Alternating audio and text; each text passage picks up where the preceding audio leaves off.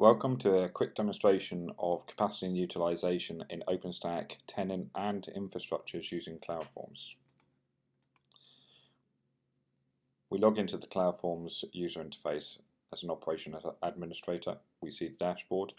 It's made up of widgets. I'm going to go straight into instances inside the tenant. Here's my instances. I'm selecting demo.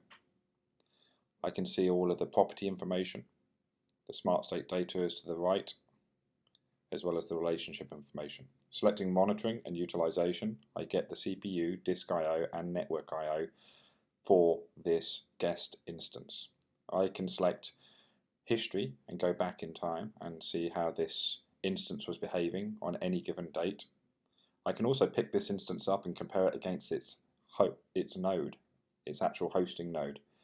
And again, I get the CPU, disk I/O, and network I/O, so that I can cross-compare how the instance is behaving against the actual running hypervisor. This can be useful for root cause analysis. Selecting infrastructure and nodes, I can now drill in and see the similar type of graphs for the actual hypervisor node. Again, similar look and feel with the property information and smart state data. Selecting monitoring shows me the CPU, virtual machine states, disk I/O, network I/O, and memory, along with the number of virtual machines being provisioned. Again, I can go back in time and select previous dates to see history of how this hypervisor has been running. By selecting deployment roles, which is the equivalent of clusters in OpenStack, I can now look at the Nova Compute deployment role cluster. I can see that there are 2 nodes in this cluster. I can also see the OpenStack services down here on the bottom right, showing me what services are running.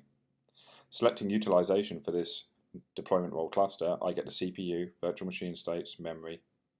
I can go back in time again and see how this cluster has been running at any given date and time. Disk I/O, network I/O, and hosts are still here, along with the virtual machines. In previous demonstrations I showed provisioning. You can see this actually on this time graph here, that the number of machines have increased or decreased depending on whether I've been terminating or provisioning. That concludes the demonstration of capacity and utilization, showing you Cap and U not only at instance level, not only at node level, but also across the entire cluster.